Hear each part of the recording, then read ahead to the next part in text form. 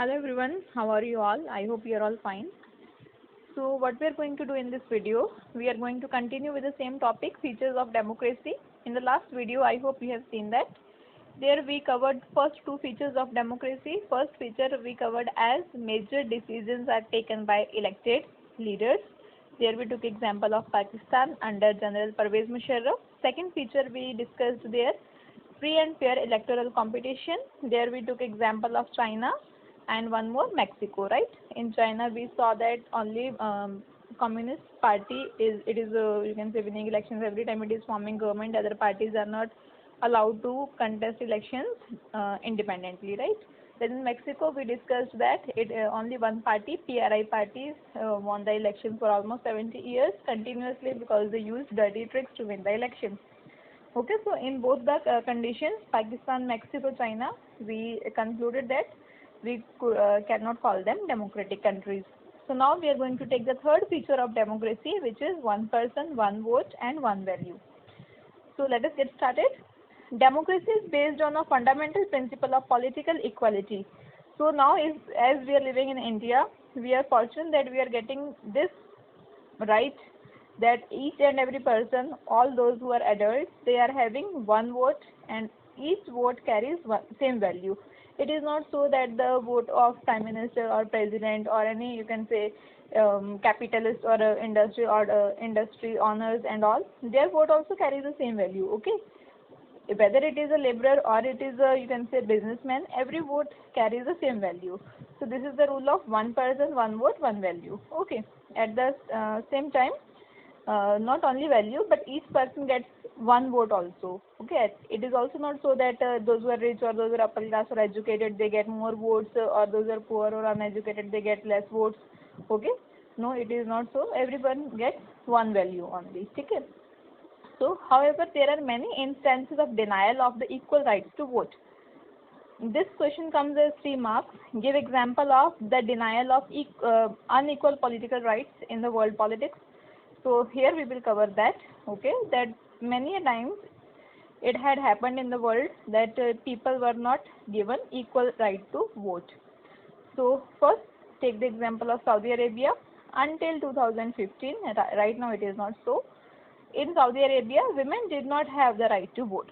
Okay, so here this rule does not get applied that one person, one vote. Okay, there only men were given right to vote, women did not have right to vote. So we couldn't call Saudi Arabia that time democratic country.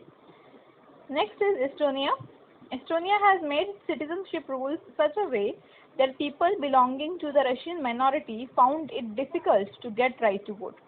So now, for example, if anyone from, you can say, some other country, they have settled in India, means according to citizenship rules, they live here for more than 5 years, right?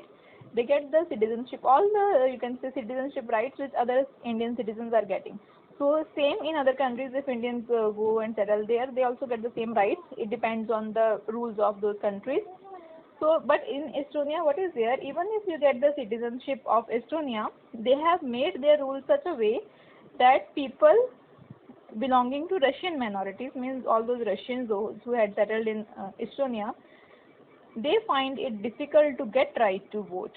Okay, so this is also, you can say, partiality even on giving right to vote. So this country also we couldn't call as democratic country.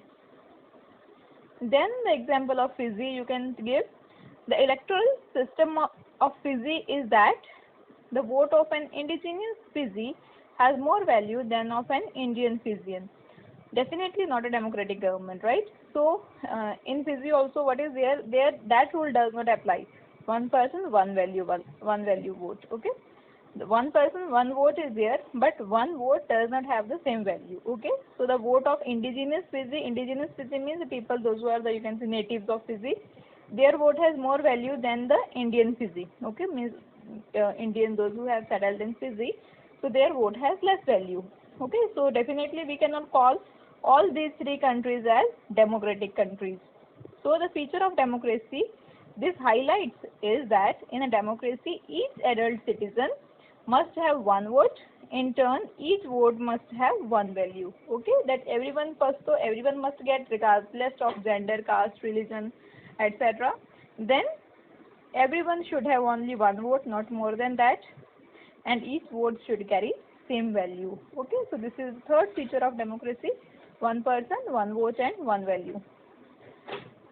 Now the fourth feature and last also feature of democracy, rule of law and respect for rights. Here we are going to take example of Zimbabwe. Now Zimbabwe attained independence from white minority rule in 1980. So white people, they ruled Zimbabwe also. They got independence much later than India in 1980. And from then, country has been ruled by the party led the freedom struggle, ZANU-PF party. Okay. So the party which led the freedom struggle of Zimbabwe, they only formed government, and since then the government is formed by that party only, which is named as ZANU-PF party. One more question comes that which party led the freedom struggle of Zimbabwe? So ZANU-PF party since 1980. Now its leader Robert Mugabe. This is also very potential one more question, that who is the leader of ZANU-PF party? It is Robert Mugabe, his name. Ruled the country since independence. Even if elections were held regularly, it was always won by ZANU-PF party. President Mugabe was popular but also used unfair practices in elections. There was a law that limited the right to criticize the president. Okay, so now this was very obvious that his party was very popular and he as leader was also very popular. But this does not mean that every time their party will only form the government, right? But their party only formed government after each and every election, just because they used unfair practices or dirty tricks to win the elections. They changed the constitution of the country also to enhance the powers of president, and which made president less accountable to the people, or it did not give any right to people to criticize the president. Okay, so means they changed constitution to make president less accountable to the people. Television and radio were controlled by the government and gave only the ruling party's version. So this part, television and radio, when it is controlled by government, this we call as censorship, right? Where media is not free. Okay, so media there, they showed only ruling party's version. Opposite parties or any other people's reactions, they were not allowed to show. So there were independent newspapers, but the government harassed those journalists, those who went against it, and so on. Okay, so all those independent newspapers, those who did not work under government, did not follow the rules of censorship, they were harassed and they were punished. Okay, all those who went against this rule of the government, all those who printed or showed something on TV against government. Not a democratic government. Democratic government rules within limits set by the constitution, law and citizens' rights. So we cannot call this Zimbabwe's government also a democratic government, because they don't value for the rights of citizens, right? And the president had unlimited powers there. Hence we can conclude that democracy is a form of government in which, so here we are concluding all the features of democracy.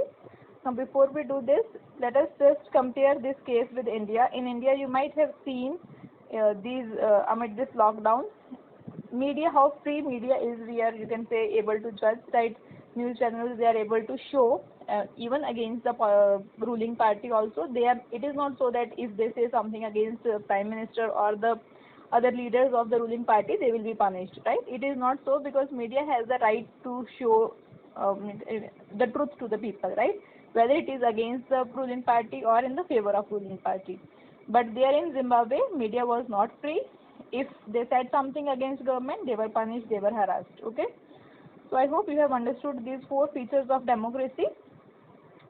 Now we will just conclude. So after studying these features, we can conclude that in democracy, rulers elected by the people take all the decisions. It is very must. Elections offer a choice and fair opportunity to the people to change the current rulers. Okay, this was the second feature which we studied, that elections should offer a choice. It should not be like China, that there is only communist party. Okay, so there should be real choice in front of people. They get to, you can say, they get so many parties from whom they can choose anyone. Okay, and people should have the opportunity to change their current rulers. Third feature, the choice and opportunity is available to all the people on the equal basis. Third feature which we study, that each vote should carry one value. Okay, each and every person should have the same opportunity to change the rulers. Fourth, the exercise of this choice leads to government limited by basic rules of the constitution and citizens' rights.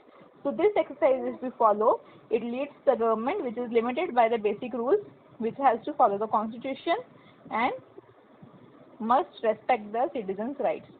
So from here, one more question can be asked from this topic of Zimbabwe, that give one example where popular leaders can also lead to, you can say, undemocratic government, or you can say popular governments can also be undemocratic. Okay, justify the statement. Such way question can be asked.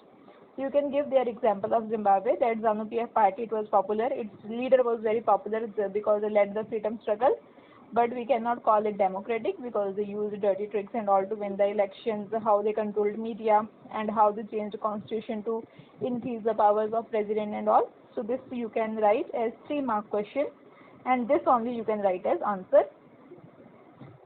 Then from here also you can write, here also I told that 3-mark question can be made in this way, that give 3 instances of denial of equal political rights in world politics. Okay, so there you can write these 3 examples starting from here till here. Okay, so this also becomes your other 3-mark question. So from this topic, 2 3-mark questions we have done. You can exactly write the same points as answer. I hope you have understood all the features of democracy. If you have any doubts, please write to me in the comment section. Feel free. Thank you so much for watching.